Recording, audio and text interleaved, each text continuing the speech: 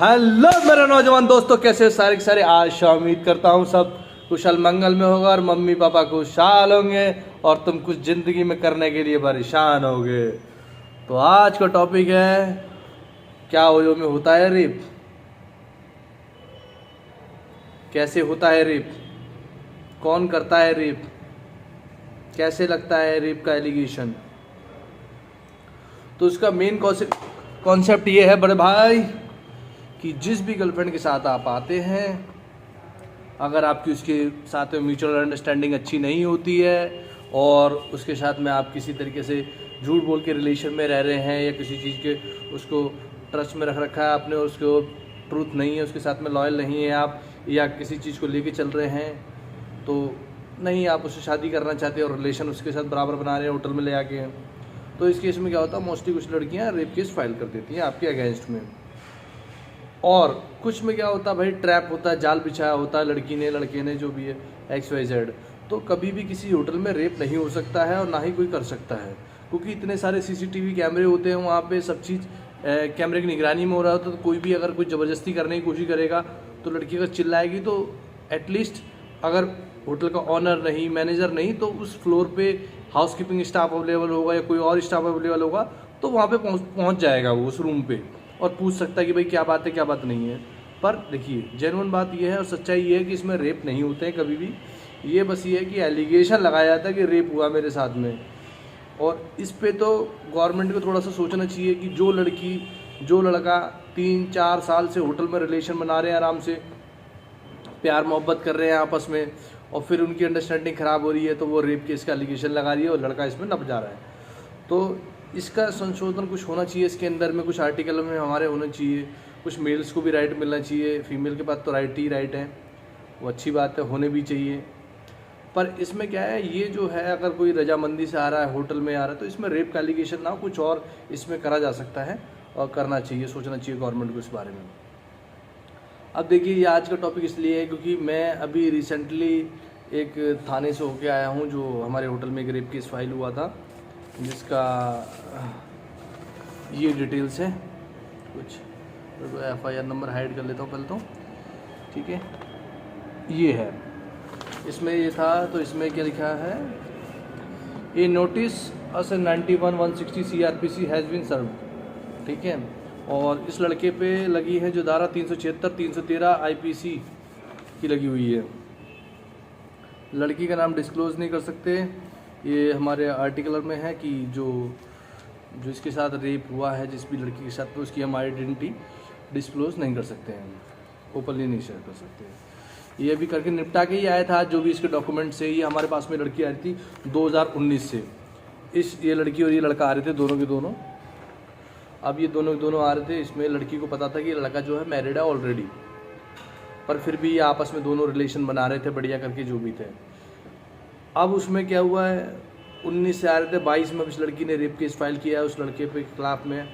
तो अब वो हमारे होटल में कम से कम 14 बार आई है, ठीक है। पर उस लड़की ने नोटिस में क्या मेंशन लगाया, मैं 40 से 45 बार आई हूँ उस होटल में, जिसकी टोटली एंट्री हमारे पास में 14 मिली है। 14 एंट्री मिली, जो भी IO मैडम थी उनको मैंने सारे डॉक्यूमेंट, ID प्रूफ और विथ एंट्री के साथ में उनको सर्व कर दिए। जैसे वहाँ से फ्री होके आया, आप देखिए फिर दोबारा एक मेरे दूसरा होटल है, वहाँ पे ये फाइल है, ये उसका सम्मान आ गया। अब इसमें गवाही है हमारी, जो रेप हुआ होटल में, जो भी मतलब एलिगेशन लगाती हैं लड़कियाँ। अब इसमें गवाही होगी हमारी, हम जाके गवाही देंगे कि भाई वगैरह वगैरह तुम इनको जानते हो। बोलेंगे नहीं जानते जी, आपके होटल में आए थे, आपकी आइडेंटिटी है, साइन है, सिग्नेचर है। हाँ जी है, बिल्कुल, तो आए थे, इसका मतलब नशे की हालत में थे। मोस्टली क्या लड़कियाँ बोल देती हैं, मैं नशे की हालत में थी, मुझे नशा करा दिया था, मैं दारू के नशे में थी। पहली बात तो जो 99.99 होटल्स हैं, वो किसी भी अगर ड्रिंकर को या किसको जो भी होता है नशे की हालत में, तो उसको रूम ही प्रोवाइड नहीं करते, जितने भी हैं।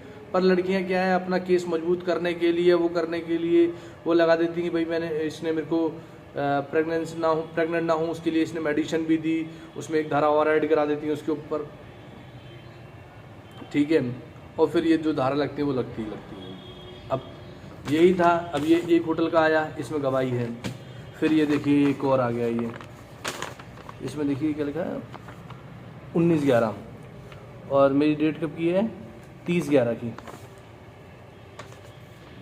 30/11 के मेरा ये सम्मान है, अभी इसमें भी हमारी गवाही बनी है।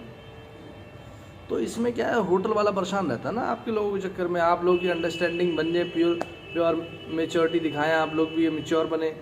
कैसे क्या लड़कियां भी अलग ही धुन में हैं, अपने जो उनको राइट्स मिले हुए उसका गलत यूज़ कर रही हैं। ऐसा ना करो, किसी लड़के की लाइफ के साथ आप भी मत खेलो, कोई लड़का आपकी लाइफ के साथ ना खेले, वो ज़्यादा बेस्ट है। आप ऐसा करेंगे, किसी को लगाएंगे, फिर वो मन में एक ईर्ष्या पैदा होगी, वो आपके साथ कुछ गलत करने की सोचेगा फ्यूचर में, आपने तो उसका कर ही दिया। जो बंदा आपकी आज पसंद है तो कल जाके आपकी वो नापसंद, इतनी नापसंद कैसे हो जाएगा कि आप उसके खिलाफ एक्शन ले लो।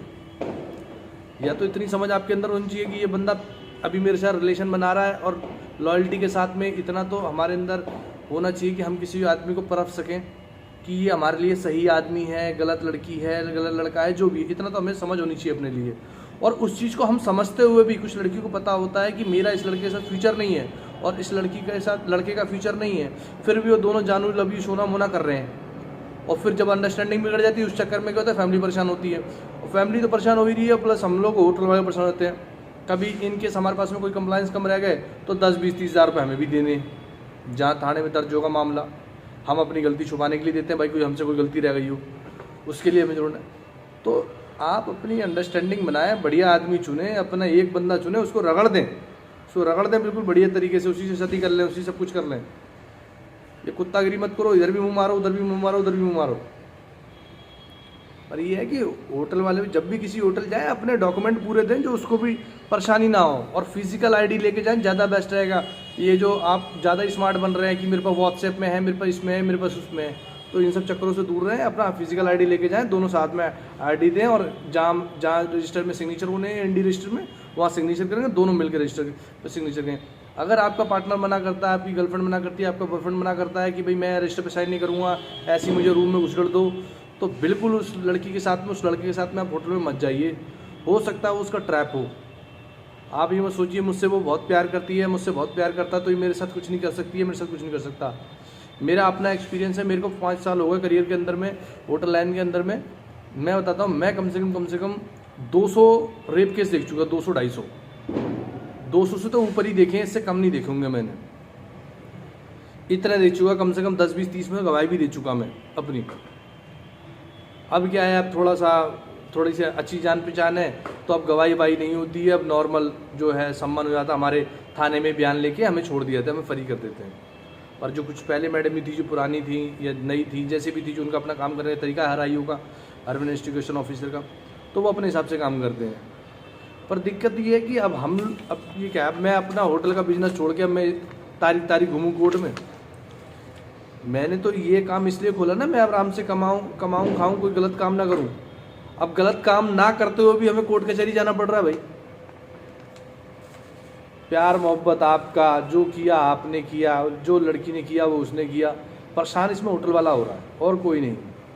तो मेरी आपसे रिक्वेस्ट है, आप अपने पार्टनर के साथ रहें, उसको समझाएं कि भैया अगर तेरी मेरी बननी रही है तो प्यार मोहब्बत से अलग हो जाए, अलग से धीरे धीरे साइड हो जाए, ठीक है। कभी इंस्टेंट ये सब चीज़ें करने ना सोचे। अब लड़कियों को समझाएं कि भाई अगर तू मेरे से शादी नहीं करेगा या ऐसी बात है वो, तो मैंने आज तक कभी किसी लड़के को नहीं देखा, लड़के भी इतना प्यार में पागल रहते हैं कि कभी किसी लड़की को वो बोलते हैं भाई तू मेरे से शादी नहीं करे, मैं तेरे पे कंप्लेंट कर दूंगा।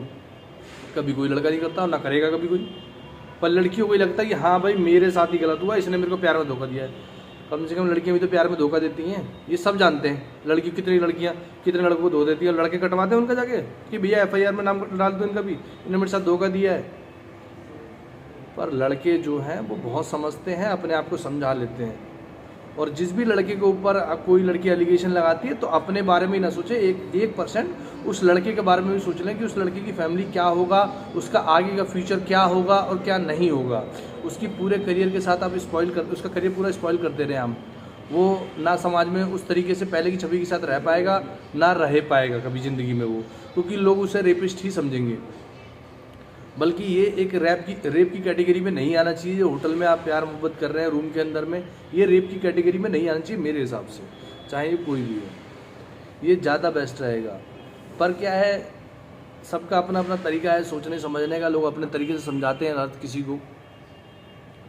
पर यही है कि लड़कों से भी रिक्वेस्ट है, अगर थोड़ा सा आपने म्यूचुअल अंडरस्टैंडिंग देखी आप ज़्यादा बढ़िया है तो जाइए एंजॉय कीजिए अपनी लाइफ को, नहीं तो सावधान रहें, बढ़िया रहें, इन सब चीज़ों से दूर रहें तो ज़्यादा बढ़िया है।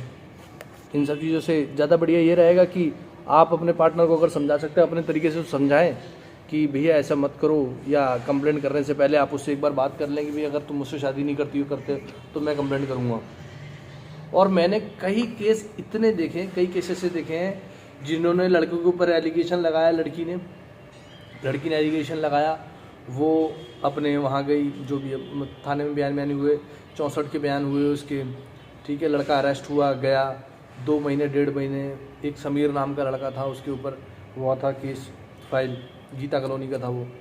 अब उसके बाद क्या हुआ, अब उसके बाद वो वहाँ से आया, अब लड़की ने 2 महीने बाद क्या हुआ, उससे सेटलमेंट कर लिया। अब उसे सेटलमेंट कर लिया, अब वो लड़का 2 महीने तो रहा ना जेल में, अब वो लड़का क्या है, उस लड़की की रिस्पेक्ट करेगा जो इस लड़की ने उसे जेल में भेज दिया हो। आप खुद सोचिए इसके बारे में। और फिर उससे उसने सेटलमेंट कर लिया। तो कुछ करने से पहले, फाइल करने से पहले, FIR कटवाने से पहले, किसी की लाइफ सॉल्व करने से पहले सोच लें, फैमिली में डिस्कशन कर ले, उस लड़के की फैमिली में बात कर ले कि भाई ऐसी सी बात है, आपके लड़के ने मेरे से प्यार का वादा किया, शादी का वादा किया, अब वो नहीं कर रहा है। अगर इस स्टेज के बाद भी आपकी बात नहीं बनती है तो आप एक्शन लें ना, तो वो बढ़िया चीज़ है। आपको लगता है आपने उसके खिलाफ FIR कटवा दी, उसको जेल भिजवा दिया, और फिर उसके पास से फिर उसके घर पे या उसको जो भी है आप सेटलमेंट के लिए रेडी कर रहे हैं कि हमारी लड़की से शादी कर ले, हमारे लड़के से शादी कर लो, जो भी है, फिर आप उस चीज़ को डिस्ट्रॉय कर रहे हैं, क्लोज कर रहे हैं। तो ऐसा ना करो, पहले ही इस चीज़ को कर लो, ज़्यादा बेस्ट है वो। बस इतनी इन्फॉर्मेशन थी मेरे पास में। बस ये है कि कम से कम आप होटल वाले को परेशान करें, उसको अपनी चैन की ज़िंदगी लेने दें और मौज लेने दें। Bye bye, take care, good night.